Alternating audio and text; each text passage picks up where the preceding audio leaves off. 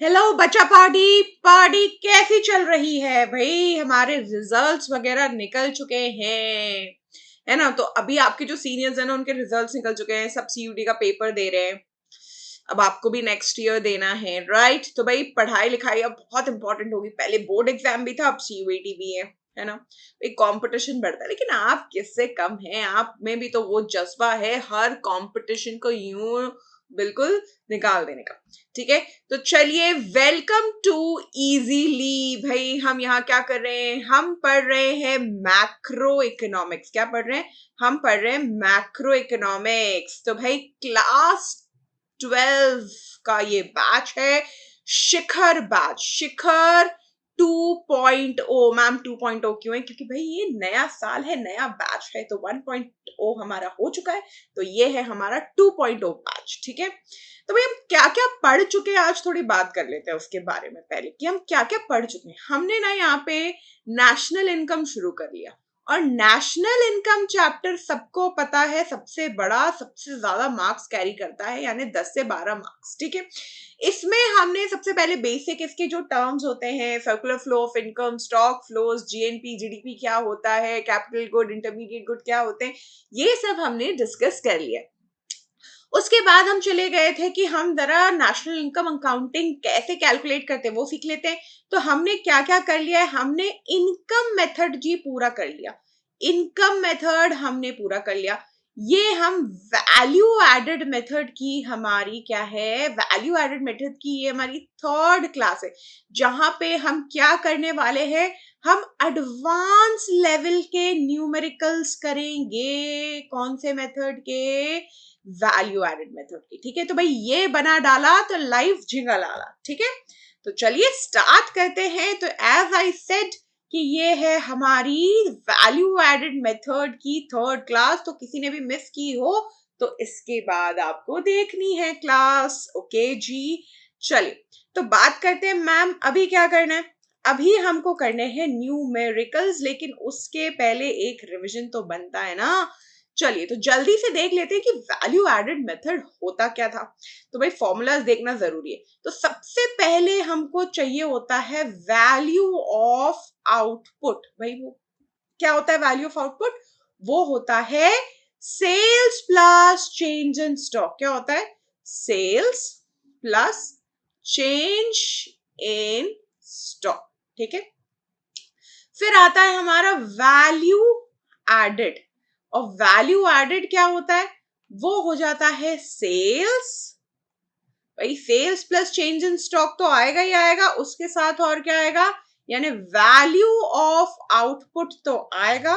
उसके साथ हमें माइनस करना है क्या, नई चीज, उसका नाम क्या है, इंटरमीडिएट कंजम्पशन। क्या माइनस करेंगे, इंटरमीडिएट कंजम्पशन हम माइनस कर देंगे। इंटरमीडिएट कंजम्पशन क्या होता है भाई, रॉ मटेरियल की value, purchase of raw material.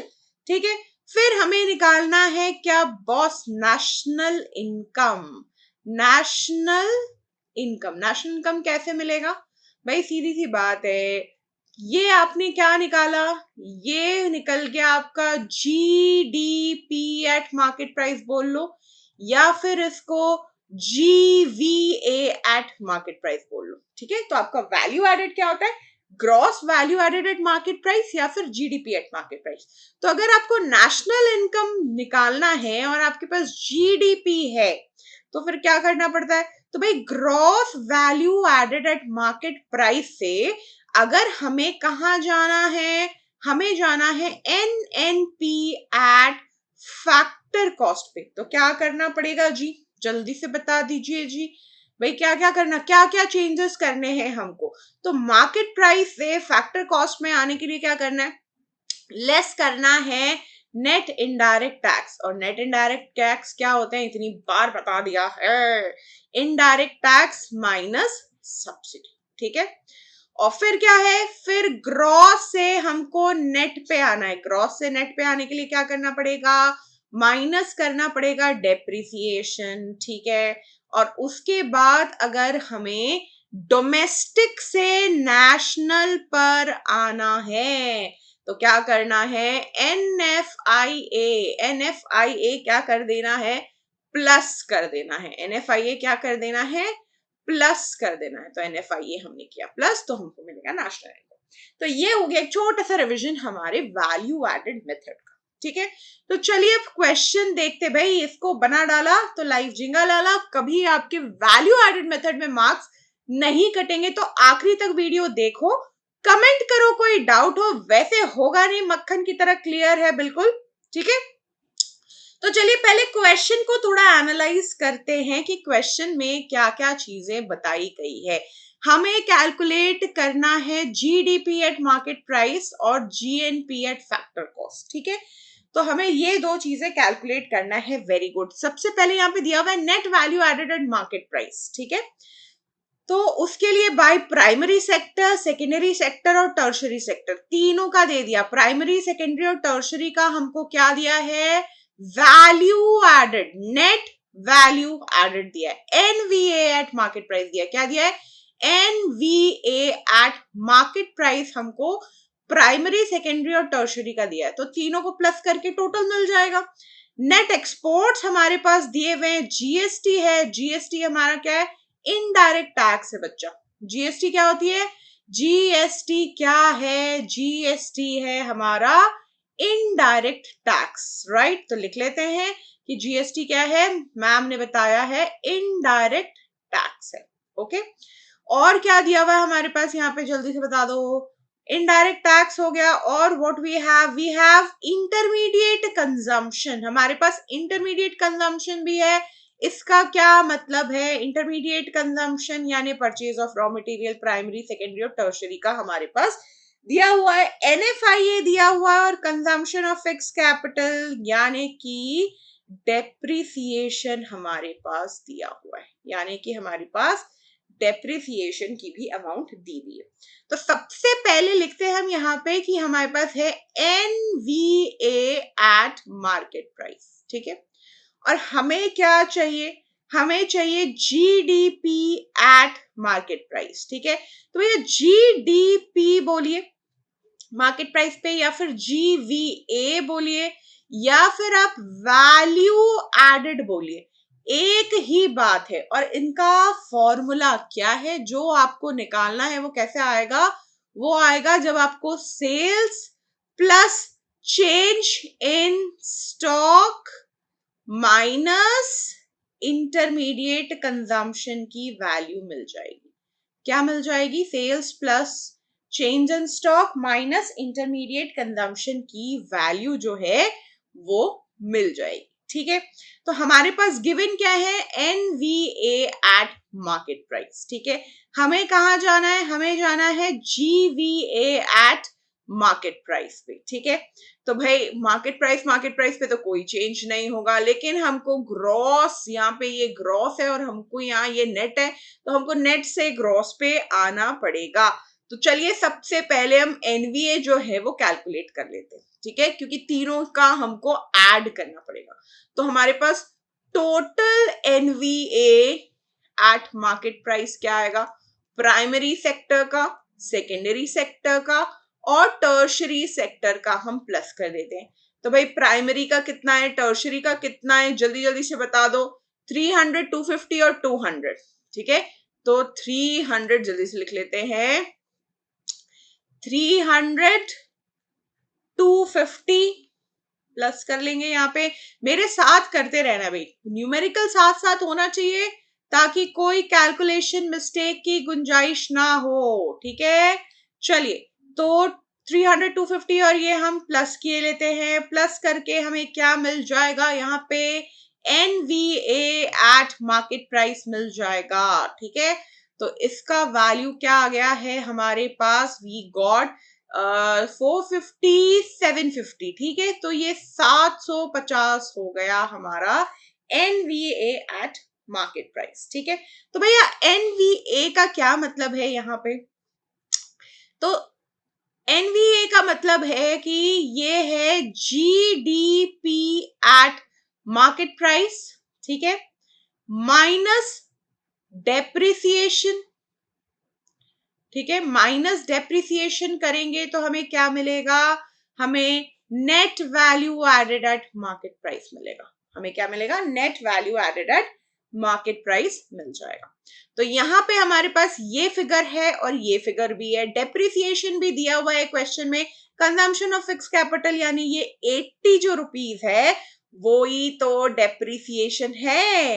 तो भाई यहाँ पे हमारे को इंटरमीडिएट कंजम्पशन यूज करना पड़ेगा क्या, जरा देख के बताओ। इंटरमीडिएट कंजम्पशन का क्या करेंगे, क्योंकि हमको तो ऑलरेडी एनवीए पता है, एनवीए से डेप्रिसिएशन माइनस करते हैं तो जीडीपी, और हमें क्वेश्चन ने क्या बोला है, GDP at market price calculate करने को। तो भाई जीवीए या फिर जीडीपी से डेप्रिसिएशन माइनस करेंगे तो net value added at market price आ जाता है, राइट।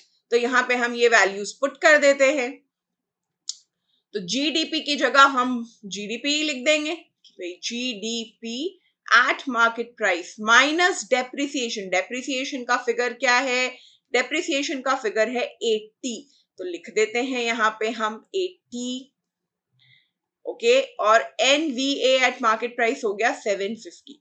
तो हमारी जीडीपी कितनी हो जाएगी, जीडीपी एट मार्केट प्राइस हो जाएगा व्हाट, 750, और ये अगर इस तरफ आ जाए तो प्लस हो जाएगा, यानी 80 हम इसमें प्लस कर देते हैं, तो दिस विल बिकम 0, 8 और 5 कितना, 13 और 1 8, 830 हो जाएगी हमारी जीडीपी एट मार्केट प्राइस। ठीक है, आई बात समझ, एक बार फिर से देख लो, क्वेश्चन में जीडीपी एट मार्केट प्राइस बोला था, एनएनपी ये एनवीए होता है, net value added at market price हमको दिया हुआ था, ठीक है, और जीडीपी बोला है।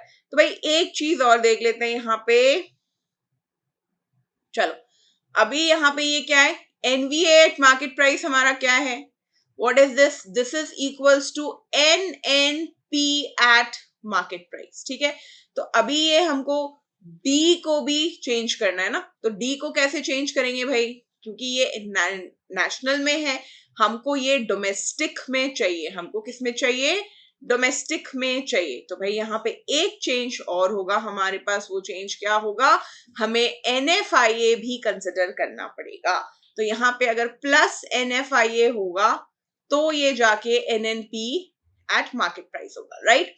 तो यहाँ पे ऐड करना है हमको क्या, एनएफआईए, एनएफआईए का फिगर क्या है 70, 70 हम यहाँ पे ऐड कर देते हैं 70। ठीक है, तो इस तरफ जाएगा तो ये क्या हो जाएगा, ये हो जाएगा -70, ये क्या होगा -70। तो हमारी जीडीपी एट मार्केट प्राइस क्या आ जाएगी, वो आ जाएगी 0, 13 में से 7 माइनस कर देंगे तो 9, और यहाँ एक 1, यानी 790 का जो है ये हमारा बन गया आंसर। ठीक है, तो ये पहला वाला आंसर बन गया। नेक्स्ट वाले क्वेश्चन पे क्या पूछा है इन्होंने, बोला है gross national product at factor cost. तो भाई जीडीपी तो निकाल लिया, जीडीपी हमने निकाल लिया है, राइट। तो भाई फिर से अब क्या निकालना है, gross national product at factor cost, GDP at market price we have already calculate. तो अब क्या है, ग्रॉस ग्रॉस डेप्रिसिएशन को कुछ नहीं करना है, मार्केट प्राइस से फैक्टर कॉस्ट पे जाने के लिए माइनस करेंगे नेट इनडायरेक्ट टैक्सेस, क्या माइनस करेंगे, नेट इनडायरेक्ट टैक्सेस। ठीक है, तो नेट इनडायरेक्ट टैक्सेस माइनस हो जाएंगे, और डोमेस्टिक से हमको फिर नेशनल पर जाना है, कहां जाना है, डोमेस्टिक से नेशनल पर जाना है। उसके लिए क्या करना पड़ता है, एनएफआईए ऐड करना पड़ता है। ठीक है, तो ये क्या हो जाएगा, जीडीपी का जो फिगर आया है 790, नेट इनडायरेक्ट टैक्सेस माइनस कर देंगे, सब्सिडी दी हुई है नेट इनडायरेक्ट, देखो यहाँ पे जीएसटी जो है वो हमारा इनडायरेक्ट टैक्स है, सब्सिडी यहाँ पे नहीं है, सब्सिडी यहाँ नहीं है तो क्या लेंगे भाई, सब्सिडी की वैल्यू हम 0 ले लेंगे, सब्सिडी यहाँ पे है नहीं क्वेश्चन में, एक बार पढ़ लो पूरा, क्वेश्चन नहीं है तो सब्सिडी जो है वो 0 हो जाएगी, और इनडायरेक्ट टैक्सेस मेरे पास -300 के हैं, स्टार लगा के देख लीजिए। ठीक है, तो यहाँ पे हमें क्या करना पड़ेगा, -300 लिखना पड़ेगा नेट इनडायरेक्ट टैक्सेस को। ठीक है, क्योंकि net indirect tax minus subsidy होता है तो यहाँ तो 0 है सब्सिडी। ठीक है, फिर एनएफआईए का फिगर क्या है, एनएफआईए का फिगर क्या है वो भी हमको यहाँ पे एड ऑन करना पड़ेगा, एनएफआई है हमारा 70। ठीक है, एनएफआईए क्वेश्चन में 70 दिया हुआ है, वो हम यहाँ पे ऐड कर देते हैं। तो 70 ऐड कर लेने पे हम कहाँ पहुंच जाएंगे, हम नेशनल, डोमेस्टिक से नेशनल। तो अब जल्दी से इसका फाइनल कैलकुलेशन बना लो, जीएनपी एट फैक्टर कॉस्ट, ठीक है। तो 790 और यहाँ पे ये भी माइनस ये भी माइनस, तो ये हो जाएगा +300 और ये +70। तो हमारा फाइनल फिगर क्या आएगा, प्लस कर लीजिए 9, 7 और 9 यहाँ पे प्लस होके 16 आएगा। ओके, तो यहाँ हम लिख देते हैं 16। भाई कैलकुलेशन चेक करके मुझे कमेंट जरूर करना, ठीक है। तो 7 16 हो गया, 1 कैरी, 10 11। तो ये आ रहा है हमारे पास 1160 और अमाउंट किस में है भाई, क्रोर्स में है। तो यहाँ पे हमको क्रोर इसके साथ डालना पड़ेगा।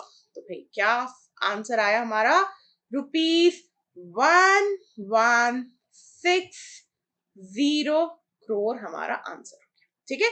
तो भाई हमारे पास 2 क्वेश्चंस थे, ये हमारे सेकंड क्वेश्चन का आंसर हो गया है, ये सेकंड कि जीएनपी एट फैक्टर कॉस्ट और जीडीपी एट मार्केट प्राइस। तो ये हमारे लिए आंसर 2 और ये है हमारे लिए आंसर 1। आई बात समझ में। तो कोई भी डाउट हो तो देखो, बैक कैलकुलेशन गए हैं हम यहाँ पे, ठीक है। एनवीए दिया था, जीडीपी पे आना था, तो भाई एनवीए हमने क्या लिया है, यहाँ पे हमने लिया है एनएनपी एट मार्केट प्राइस। क्या लिया है हमने, एनएनपी एट मार्केट प्राइस। चलिए नेक्स्ट क्वेश्चन पे चलते हैं।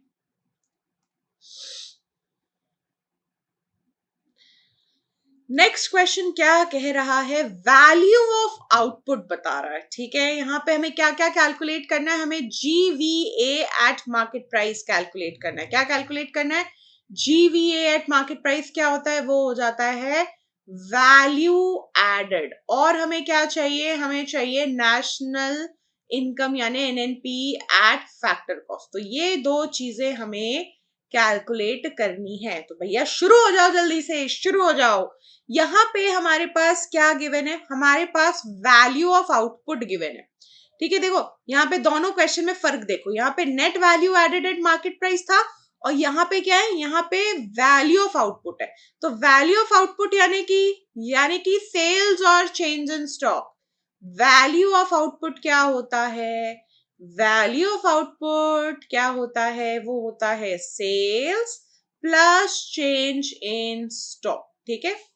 और यहाँ पे हमारे पास क्वेश्चन में जो पहला वाला कि इसमें नेट वैल्यू एडेड दिया था, वो क्या होता है, एनवीए एट मार्केट प्राइस, यानी इसमें इंटरमीडिएट कंजम्पशन ऑलरेडी है, एनएनपी एट मार्केट प्राइस है ये। और ये क्या है, ये सेल्स और चेंज इन स्टॉक की वैल्यू है, ठीक है। इंटरमीडिएट इनपुट्स की वैल्यूज है, डेप्रिसिएशन है, इनडायरेक्ट टैक्सेस है, factor income received by residents from rest of the world, subsidies, factor income paid to non residents, ठीक है। तो यहाँ पे हमको क्या कर लेना चाहिए सबसे पहले, तो भाई सबसे पहले हम वैल्यू एडेड का फॉर्मूला लिखेंगे, ठीक है। तो जीवीए एट मार्केट प्राइस बोलो या फिर वैल्यू एडेड बोलो, या फिर जीडीपी एट मार्केट प्राइस बोलो, एक ही बात है। वो क्या होता है, वो होता है sales plus change in stock minus intermediate consumption. तो भाई यहाँ पे सेल्स की वैल्यू और वैल्यू ऑफ आउटपुट दिया हुआ है, तो यही सेल्स और चेंज इन स्टॉक मिला के क्या हो जाता है, वो हो जाता है वैल्यू ऑफ आउटपुट। क्या होता है, वैल्यू ऑफ आउटपुट। तो यहाँ पे तो दिया है, तो हमें क्या करना है, वैल्यू ऑफ आउटपुट का किसका किसका आउटपुट लेना है हमको, प्राइमरी, सेकेंडरी और टर्शरी, माइनस कर देंगे इंटरमीडिएट कंजम्पशन किसका किसका, प्राइमरी, सेकेंडरी और टर्शरी सेक्टर का, ठीक है। बस फिर क्या है, हमारा कैलकुलेशन हो जाएगा। तो जल्दी जल्दी से कर लो। प्राइमरी सेक्टर की वैल्यू है 1000, 800 और 500, 1000, 800, 500 हमको ऐड कर देना है, ठीक है।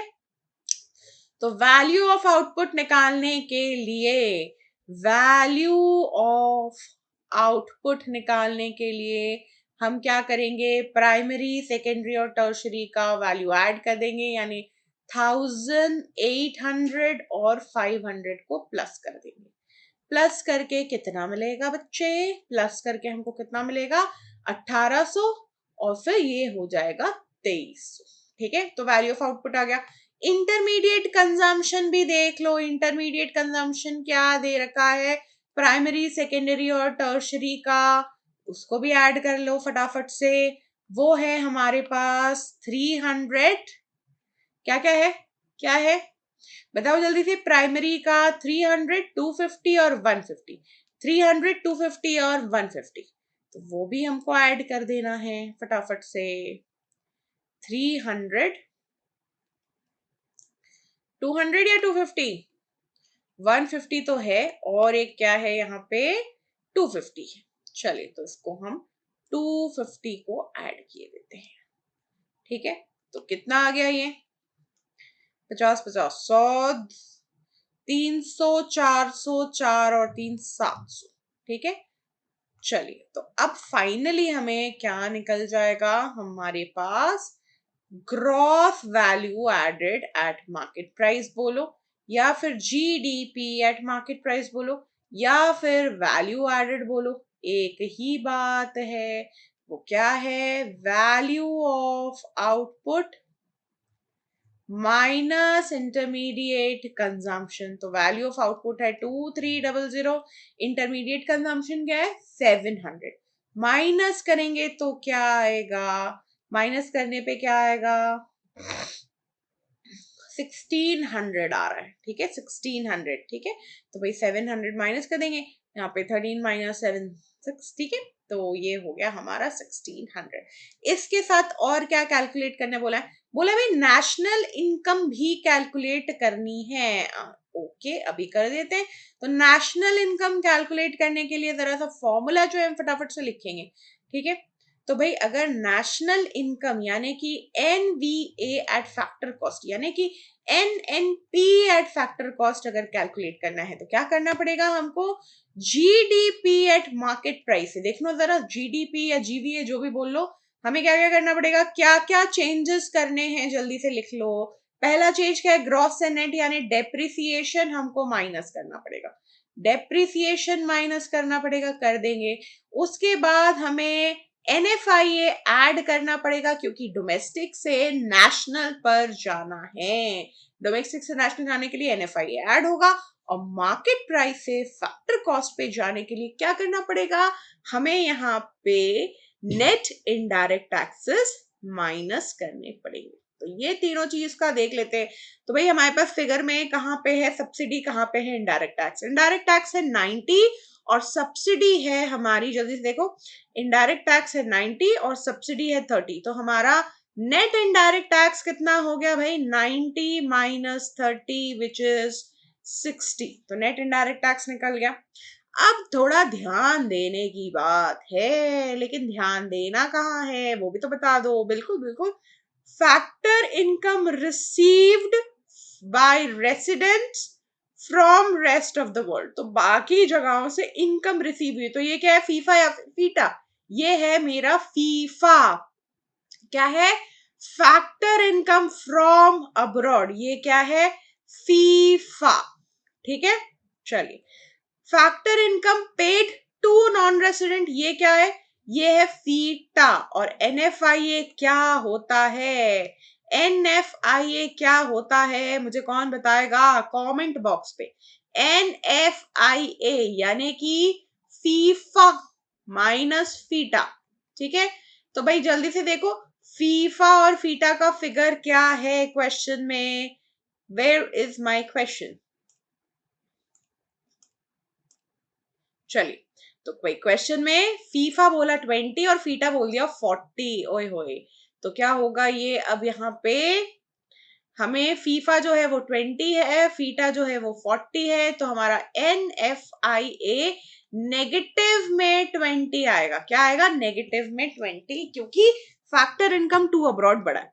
डेप्रिसिएशन की अमाउंट क्या है, डेप्रिसिएशन की अमाउंट, जल्दी से, डेप्रिसिएशन 180, भाई जल्दी बताओ डेप्रिसिएशन का दूसरा नाम क्या है, फटाफट से बताओ, डेप्रिसिएशन के और भी क्या नाम है, कंजम्पशन ऑफ फिक्स कैपिटल, ठीक है, फिक्स्ड एसेट कितना कंज्यूम हुआ है, रिप्लेसमेंट कॉस्ट क्या है, ये सब हम क्या बोलते हैं, ये सब है हमारे डेप्रिसिएशन के दूसरे नाम। ठीक है। तो भाई डेप्रिसिएशन का फिगर हमारे पास दिया हुआ है 180। तो भाई डेप्रिसिएशन भी हमको पता चल गया, क्या गिवन है 180। डेप्रिसिएशन की फिगर क्या है 180 और नेट इनडायरेक्ट टैक्सेस हमने 60 निकाल लिए। ये सारे हम प्लग इन कर देते हैं फटाफट से। ठीक है, तो जीडीपी एट मार्केट प्राइस कितना निकला है 1600, डेप्रिसिएशन की फिगर है 180, एनएफआईए प्लस करना है लेकिन वो खुद -20 है, और एन नेट इनडायरेक्ट टैक्सेस हम 60 माइनस करेंगे। ठीक है, तो भाई ये भी माइनस है ये भी माइनस है तो प्लस हो जाएंगे।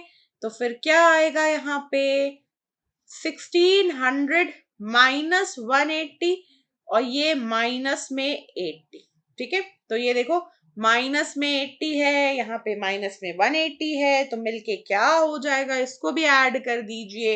एक साथ ऐड कर देंगे तो क्या मिलेगा, इसको एक साथ ऐड करके लिख देते हैं 180 और 80, तो ये हो जाएंगे 260। क्या आ जाएगा भाई 260। तो 260 हमको क्या करना है माइनस कर देना है 1600 में से। तो क्या आएगा हमारा फाइनल आंसर यहाँ पे, तो ये 0 और 10 में से 6 क्या 4, फिर यहाँ पे आप 3 और 1। ठीक है, 1340 जो है वो निकल गया हमारा नेशनल इनकम। ठीक है, तो क्वेश्चन में हमें नेशनल इनकम निकालने बोला था, हमने निकाल दिया है। This is my answer. तो पहला आंसर हमारा क्या है, पहला आंसर हमारा है वैल्यू एडेड या फिर जीवीए, ये 1600 हमारा पहला आंसर है, और दूसरा आंसर हमारा नेशनल इनकम यानी 1340। तो नेशनल इनकम क्या निकला है 1340। ठीक है, तो ये हो गया हमारा आंसर। अच्छा अच्छा अच्छा अच्छा अच्छा अच्छा, अमाउंट क्रोर्स में है तो ये भी डालना है। बिना यूनिट के अगर एग्जामिनर थोड़ा सा भी टेढ़ा दिमाग का हुआ ना मेरी तरह तो मार्क्स काट देगा, इसलिए यहाँ पे हर जगह आपको क्या डालना है रुपी एंड करोड़ डाल के चलना है। ठीक है, तो ये क्या आ गया रुपी और करोड़। ठीक, चलिए थैंक यू सो मच। अब हम नेक्स्ट क्वेश्चन पे चलते हैं। नेक्स्ट क्वेश्चन, क्या क्या चीजें दी हुई है यहाँ पे, fixed capital goods with a life span of 5 years। ठीक है, एक एसेट है, एसेट का वैल्यू क्या है, ये है एसेट का वैल्यू जो कि 5 years तक चलेगा। ठीक है, रॉ मटेरियल है 12 lakhs के, sales 40, net change in stock -5 और टैक्सेस ऑन प्रोडक्शन, यानी कि ये क्या है, ये है इनडायरेक्ट टैक्सेस, क्योंकि प्रोडक्शन पे है तो वो हो गया हमारे इनडायरेक्ट टैक्स। हमें क्या निकालना है net value added at market price, क्या निकालना है net value added at market price. तो भाई एक बार हम लिख लें कि हमें क्या निकालना है, यहाँ पे हमें निकालना है NNP एट मार्केट प्राइस। ठीक है भाई, एक सेकेंड, इसको NNP नहीं, इसको हम क्या बोलेंगे NDP बोलेंगे। क्यों NDP बोलेंगे, हम इसको NDP क्यों बोलेंगे, क्योंकि अगर हमारा GDP ग्रॉस वैल्यू एडेड होता है तो नेट वैल्यू एडेड क्या होगा NDP होगा।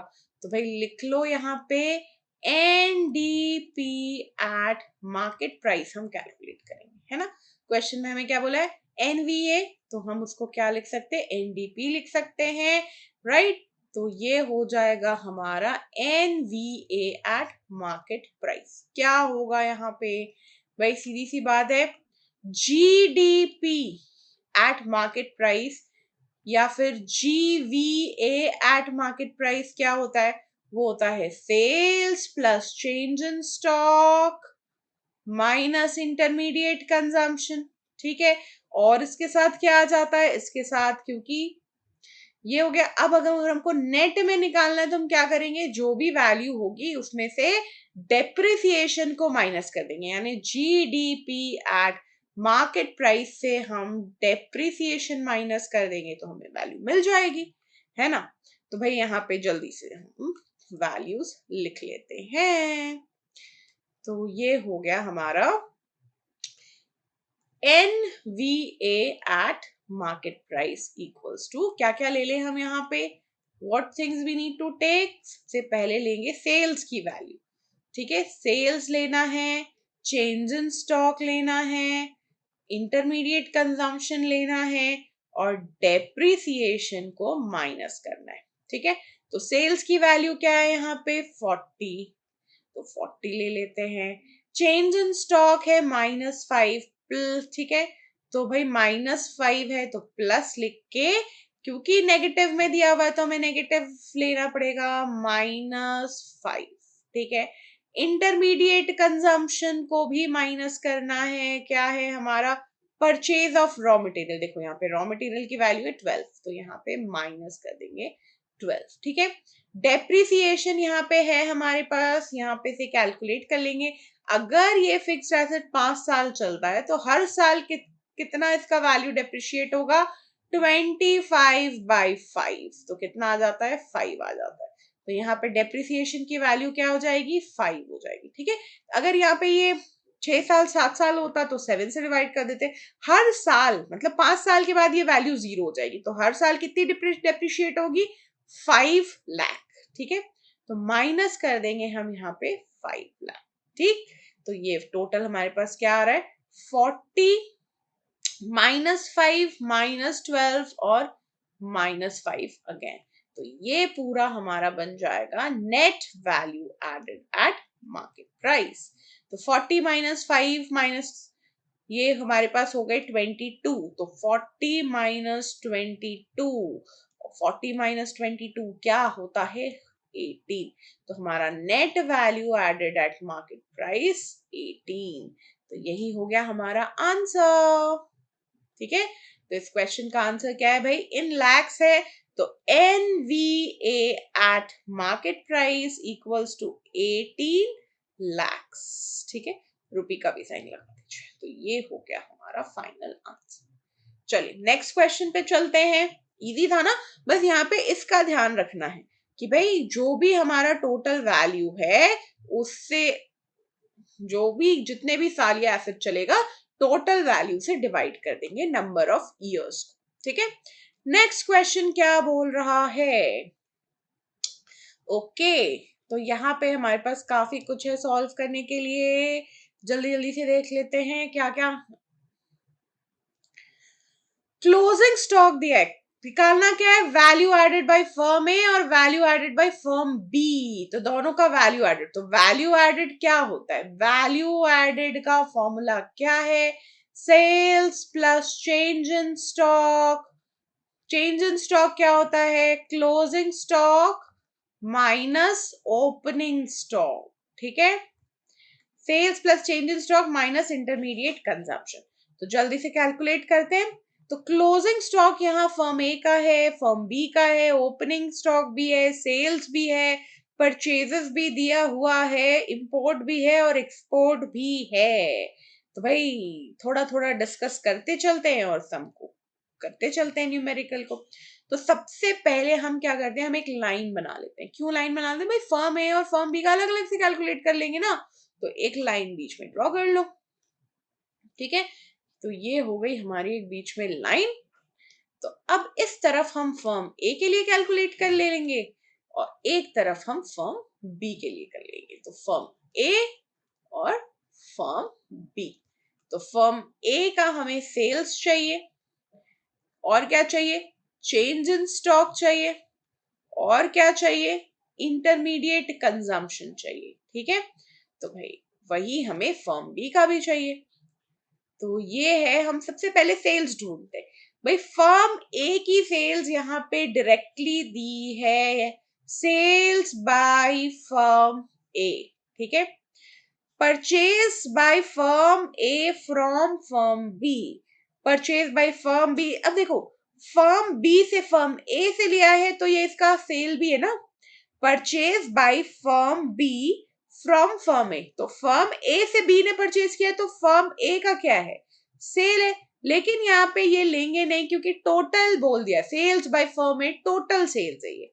टोटल सेल्स है, तो हमें बाकी सारी सेल्स क्या करनी है, अवॉइड करनी है, ठीक है। तो हम ये बाकी सारी, इसलिए ये वाला सेल हम कंसिडर नहीं करेंगे। लेकिन यहाँ पे अगर ऐसा बोल दिया होता ना कि ये टोटल सेल्स नहीं है, ठीक है, एक्सपोर्ट है या फिर डोमेस्टिक सेल्स है, तो हम purchase by firm B from A को हम ए का सेल्स मान लेते, ठीक है। तो अभी तो नहीं मानेंगे। तो ये क्या है, ये हमारी टोटल सेल्स है, 600 की टोटल सेल्स है फर्म ए की। तो लिख लो भाई कितने की सेल्स मिल गई है, 600 की सेल्स है, ठीक है। चेंज इन स्टॉक कितने का है, चेंज इन स्टॉक होता है opening closing minus opening. Closing stock ए का 30 है, ओपनिंग स्टॉक ए का 10 है, 30 और 10, ठीक है। तो क्या करना है, माइनस कर देना है, और क्या करना है, ठीक है। तो क्या करेंगे, चेंज इन स्टॉक 30 और 10 को हम माइनस कर देंगे, तो 20 इनका क्या है, चेंज इन स्टॉक आ जाएगा, ठीक है। तो क्लोजिंग माइनस ओपनिंग 20 हो गया इनका क्लोजिंग स्टॉक। अब चाहिए इंटरमीडिएट कंजम्पशन, तो यानी परचेज ऑफ रॉ मटेरियल। तो भाई यहाँ पे परचेज बाय फर्म ए 200 का है, import of raw material by firm A, तो यहाँ पे दो चीजें हैं, एक परचेज किया है इन्होंने रॉ मटेरियल बी से, ठीक है, और यहाँ पे इंपोर्ट किया है ए ने। तो ए का आईसी ये भी है और ये भी है, इन दोनों को ऐड कर देंगे 200 और 100, ठीक है। देखो इंपोर्ट ऑफ रॉ मटेरियल, अगर इंपोर्ट बाय ए बोला तो भी हम उसको उसका रॉ मटेरियल का ही इंपोर्ट मानते, और purchase by firm A from B, तो बी की सेल्स है लेकिन इसका क्या है, इसका तो रॉ मटेरियल है, इसीलिए इंटरमीडिएट कंजम्पशन में ए क्या आएगा, तो क्या आ जाएगा, 300 टोटल आएगा। चल, तो इंटरमीडिएट कंजम्पशन में क्या करेंगे, इसको 200 प्लस 100 करके 300 कर लेते। तो वैल्यू एडेड क्या आ गया, वैल्यू एडेड बाय फर्म ए जो है वो हो गया 920, ठीक है, रुपी और क्रोर। अब फर्म बी की तरफ चलते हैं, तो फर्म बी की सेल्स देखते हैं। भाई टोटल सेल्स इसने नहीं दे रखी है, ठीक है, तो सेल्स हमको टुकड़ों में मिलेंगी, कैसे मिलेगी, टुकड़े टुकड़े में मिलेगी। तो कौन कौन सी सेल्स लेंगे हम यहाँ पे, सेल्स बाय फर्म बी, ये देखिए यहाँ पे इन्होंने ऐसे लिख दिया है, तो ये क्या हो गए, इनकी टोटल सेल्स टुकड़ों में लेने की जरूरत नहीं है, क्योंकि सेल्स बाय फर्म बी पूरा अच्छे से लिखा हुआ है, दिया हुआ है, तो हम एक्सपोर्ट कंसिडर नहीं करेंगे, हम purchase by firm A from B वाला सेल्स भी कंसिडर नहीं करेंगे। तो यहाँ पे हमारे पास क्या है, डायरेक्ट सेल्स का वैल्यू जो है दिया हुआ है, सेल्स बाय फर्म बी 500 की। तो सिंपल हम लिख लेते हैं यहाँ पे सेल्स कितनी है, 500 है। अब हमको चेंज इन स्टॉक चाहिए, तो क्लोजिंग स्टॉक 25 का है, ओपनिंग 15 का है, तो 25 माइनस 15 करना पड़ेगा, क्या करना पड़ेगा, 25 माइनस 15, किसके लिए, क्योंकि हमें इसका चेंज इन स्टॉक चाहिए, और ये इसका क्लोजिंग स्टॉक है और ये इसका ओपनिंग स्टॉक है। तो कितना आ गया, 10 इनका आ गया चेंज इन स्टॉक। और क्या चाहिए, इंटरमीडिएट कंजम्पशन। इंटरमीडिएट कंजम्पशन क्या क्या है भाई, परचेज बाय फर्म बी लेना है, import of raw material sales तो सिर्फ परचेज बाय फर्म बी, यानी 160 जो है वो इसका इंटरमीडिएट, फर्म बी का इंटरमीडिएट कंजम्पशन हो गया 160, ऐड कर लो, ठीक है। Sales plus change in stock, अच्छा यहाँ पे मैंने माइनस करना है, यहाँ क्या करना है, माइनस करना है, तो इसको जरा हम हटा देते हैं, ठीक है। तो ये जो 300 है वो हमारा माइनस फिगर में आएगा, 300 हमको माइनस करना है, ठीक है। यहाँ से 160 हमें क्या करना है, माइनस करना है। तो भाई क्या फिगर आ रही है हमारे पास, value added by firm B, ठीक है। तो क्या क्या वैल्यूज आ गई है हमारे पास यहाँ पे, 620 माइनस कर देंगे 300, तो क्या आएगा, 320 आ जाएगा, तो फर्म बी का क्या होगा, 320 करोड़। और 500 से 10 प्लस करना है और 160 हमको कर देना है माइनस। तो 440 में प्लस 10 तो 450। ठीक है, ये कितना आ जाएगा हमारे पास? 450, 350 सॉरी 350। 150 माइनस होगा 350, तो ये आएगा हमारे पास 350। तो ये क्या कितना आ जाएगा? रुपी में और करोड़ में लिख देते। तो कैलकुलेशन एक बार चेक कर लेना यहाँ पे।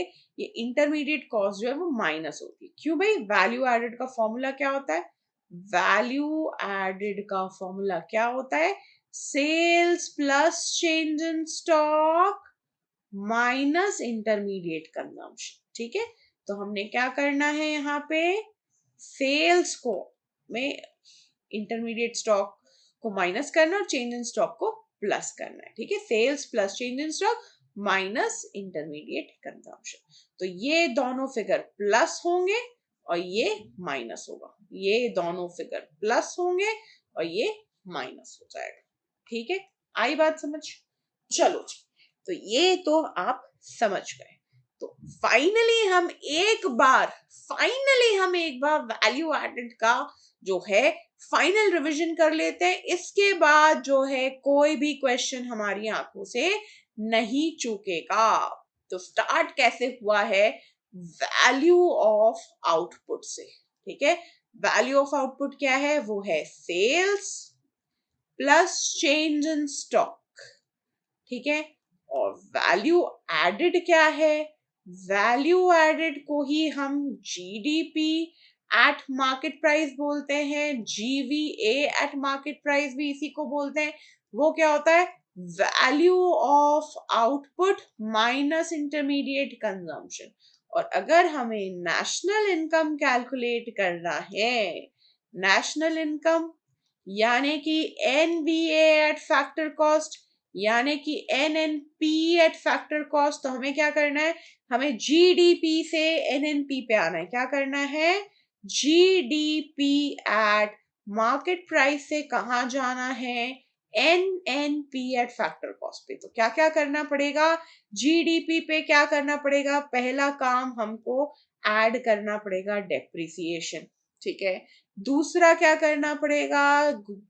डेप्रिसिएशन ग्रॉस से नेट यानी कि माइनस करना पड़ेगा डेप्रिसिएशन, सॉरी। ठीक है, क्या करना है? डेप्रिसिएशन हमें क्या करना है? माइनस करना पड़ेगा डेप्रिसिएशन। ठीक है, और सेकंड हमें डोमेस्टिक से नेशनल जाने के लिए एनएफआईए ऐड करना पड़ेगा और मार्केट प्राइस से फैक्टर कॉस्ट पे जाने के लिए हमको नेट इनडायरेक्ट टैक्सेस माइनस करने पड़ेंगे। तो हमको क्या मिल जाएगा? हमको net value added at factor cost या फिर नेशनल इनकम मिल जाएगा। तो ये हो गया हमारा रिवीजन।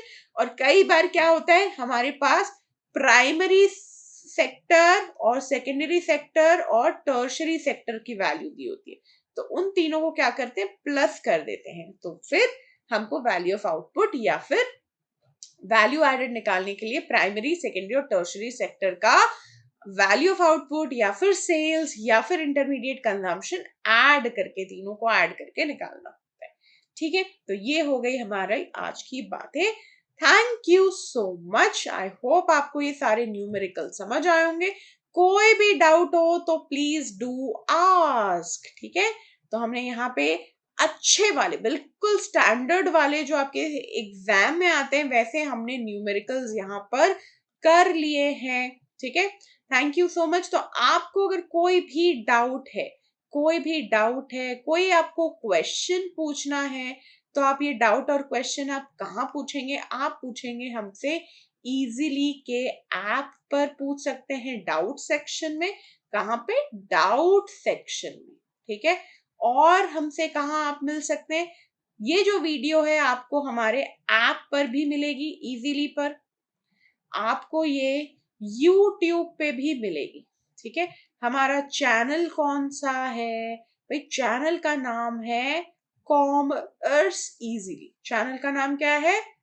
Commerce easily. और टेलीग्राम चैनल कौन सा है? टेलीग्राम चैनल कौन सा है? साइंस इजीली और कॉमर्स इजीली पे आपको ये वीडियो मिलेगी।